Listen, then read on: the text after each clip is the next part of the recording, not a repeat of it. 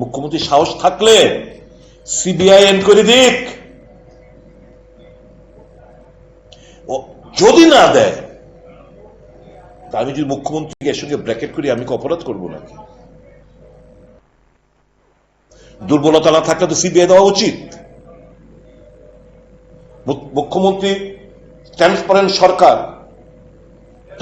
সরকার, স্বচ্ছ সরকার বলে বেড়ান, কাজে এবং কর্মমিল থাকতে হবে। এটা তো পলিটিক্যাল কোন ব্যক্তিকে এই চিঠির মধ্যে ডিএম কোন পলিটিক্যাল ব্যক্তিকে তো উল্লেখ করেনি। তো আমার এপিল থাকবে একজন রাজনীতিবিদ হিসাবে না, একজন রাজ্যের একজন নাগরিক হিসাবে। মুখ্যমন্ত্রী এটাকে কোন বিজেপি পার্টির কর্মকর্তা, কোন মন্ত্রীর বিরুদ্ধে কোন উল্লেখ নেই। It is not at all political, এটা কোন পলিটিক্যাল লিডার লিখছে না, আপনার অফিসাররা লিখছেন। এই ঘটনাগুলো ঘটছে। আমার অনুরোধ থাকবে এটাকে এর থেকে, এই যে 8 থেকে 10,000 কোটি টাকার স্ক্যাম সারা রাজ্যে, এর থেকে বড় স্কিম ত্রিপুরাতে কিছু হতে পারে না। এটা this is a fit case for CBI. আপনি সিবিআই এনকোয়ারি দিন এবং এই মন্ত্রী, বিধায়ক, আমরা যে কেউ জড়িত না সেটা প্রমাণ করুন। অন্যথায় বুঝতে হবে ডাল মে কুছ কালা হ্যায়। আপনি সিবিআই এনকোয়ারি দিচ্ছেন না মানে এর মধ্যে ডাল মে কুছ কালা হ্যায়। কারণ এই চিঠিটা আপনার কাছে গেছে, কোনো পদক্ষেপ নিলেন না। যিনি কমপ্লেন করলেন, বিচার চাইলেন মানুষের, উনাকে ট্রান্সফার করলেন। যাদের বিরুদ্ধে অভিযোগ করলেন তারা আজকেও বহাল ওই জায়গাতেই রয়েছে। তার মানে আরো ব্যাপকতা লাভ করেছে ইতিমধ্যে। এই সরকার নির্লজ্জ, এই সরকার কালিমালিপ্ত, দুর্নীতিতে আপাদমস্তক নিমজ্জিত। আমি যে বললাম সব কমিশন খোরের মেলা চলছে, প্রত্যেকটি ক্ষেত্রে দুর্নীতিতে নিমজ্জিত, কমিশন খোর, বাণিজ্য, সবকিছু। এভাবে তো চলতে দেওয়া যায় না। মুখ্যমন্ত্রী মাস্ট টেক দ্য স্টেপ।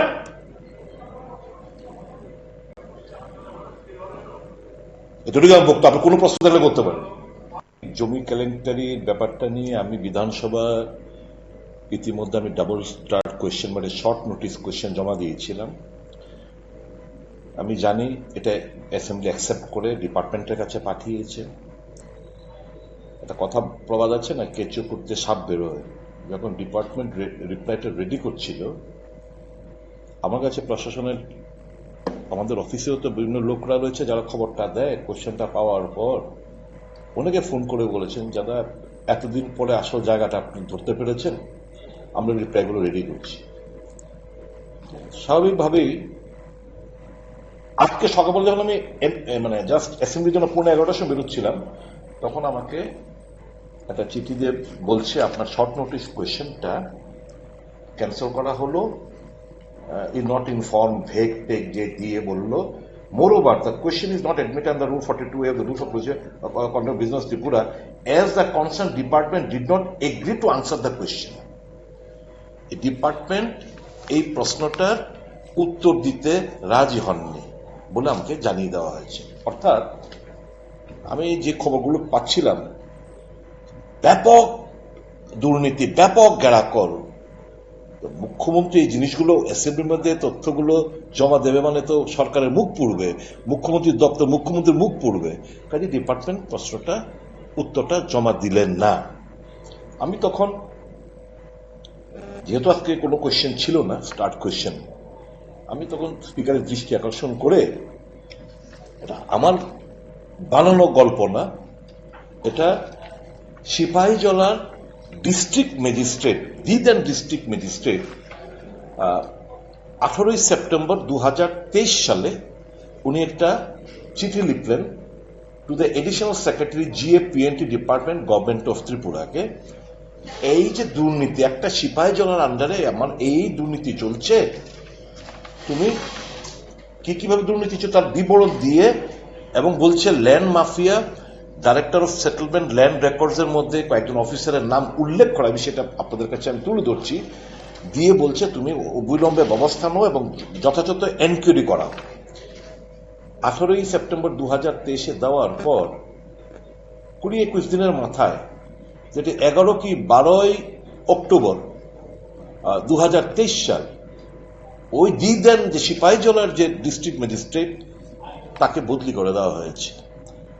বুঝতেই পারছেন, এই দুর্নীতির নিয়ে যদি কেউ কথাবার্তা বলে, যদি বিচার চায় মানুষের হয়ে, যদি এটাকে সরকারের গোচরে আনতে গিয়ে তাকে ট্রান্সফার করে এনে অন্য জেলার দায়িত্ব দিয়ে দেওয়া হয়, তাহলে বুঝতে পারছেন তাদের রিচটা কতটুকু। এই সমস্ত ল্যান্ড মাফিয়া আর প্রশাসনের কিছু আমলারা কিভাবে মানুষকে ঠকাচ্ছে তার পুরো বিবরণ এই ডিস্ট্রিক্ট ম্যাজিস্ট্রেটের এই চিঠির মধ্যে দেওয়া রয়েছে। মহাশয়, উনি ডিএম লিখছেন জিএপিএনটি additional সেক্রেটারিকে।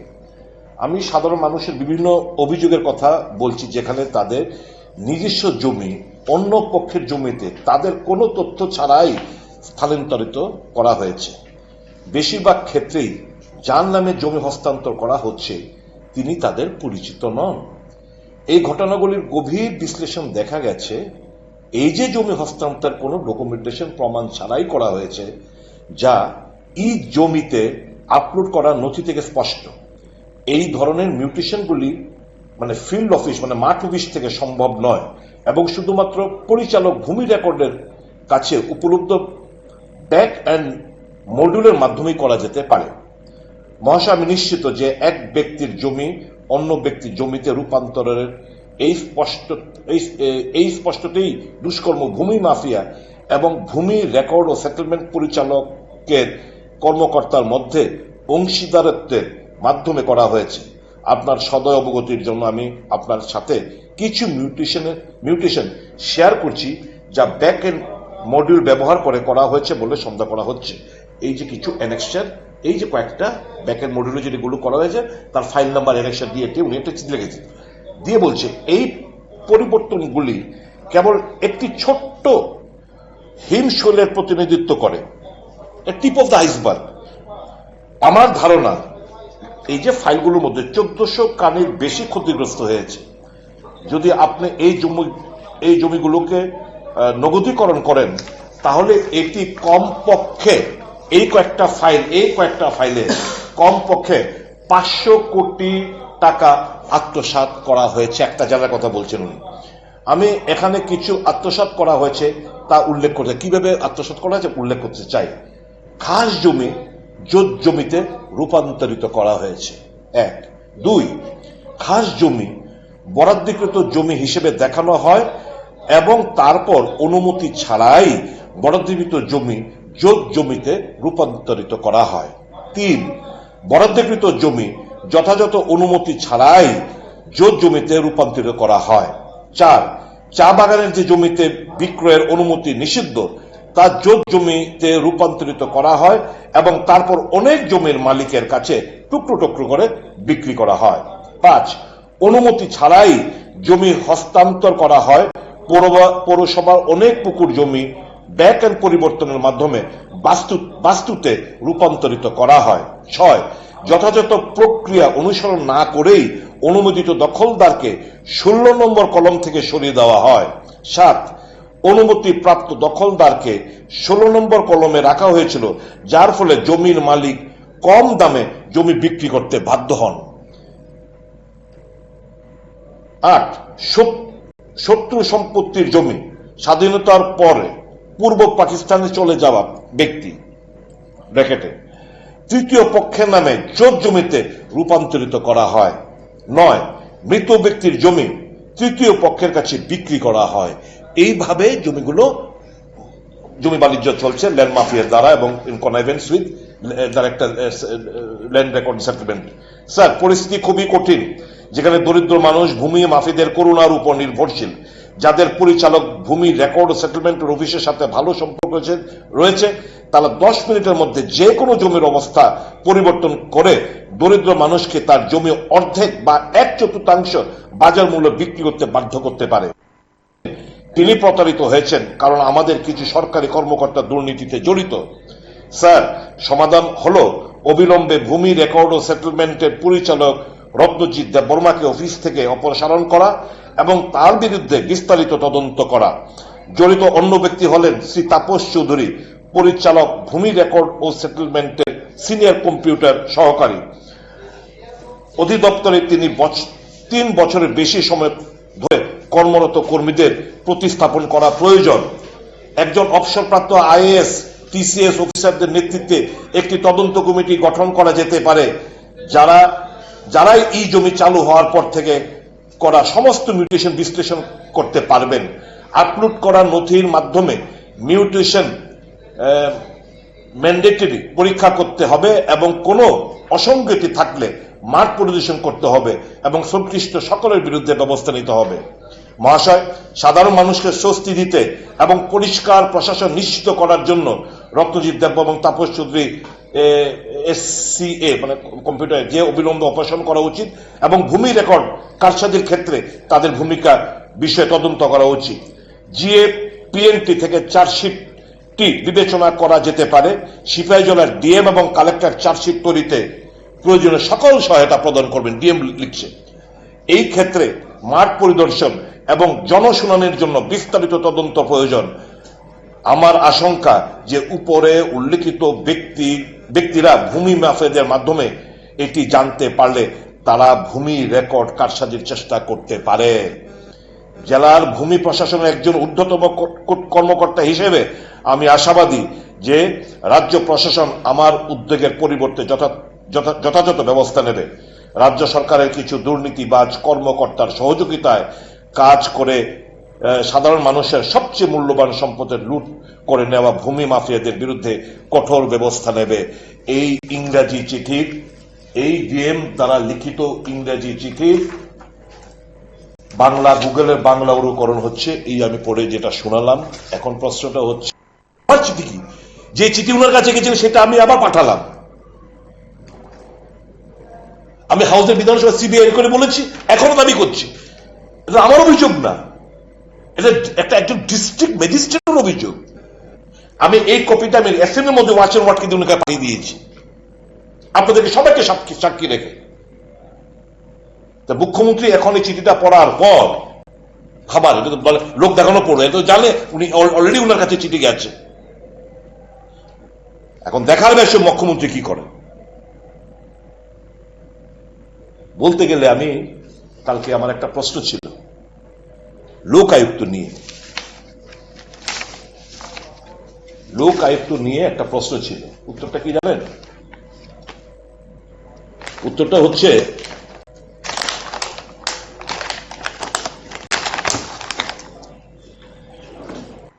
some amendments to the Lok Ayukt of Tripura.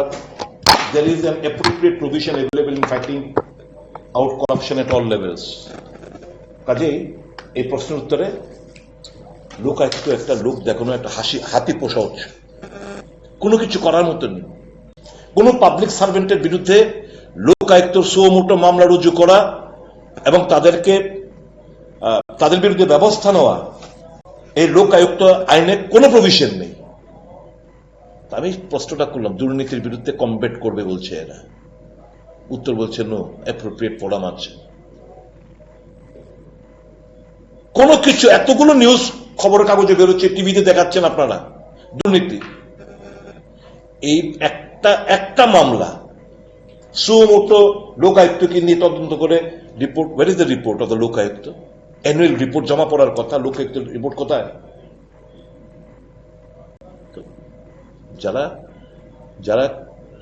যাদের রন্ধে রন্ধে করাপশন, তাদের থেকে কি বিচার চাই, কি বিচার পাবো আমরা?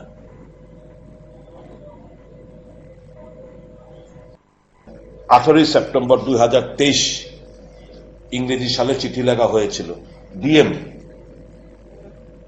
12 অক্টোবর, তার মানে এদিক দিয়ে 18, 12 দিন, 22 দিনের মাধ্যমে উনি জয়েন করছেন এখানে 12 তারিখ, 12 অক্টোবর। তাই ওনার সাইনবোর্ডের মধ্যে লেখা আছে যে বর্তমান যিনি ডিএম আমাদের ওয়েস্টে, উনি আগে ছিলেন ওখানকার সিপাহীজলার ডিএম।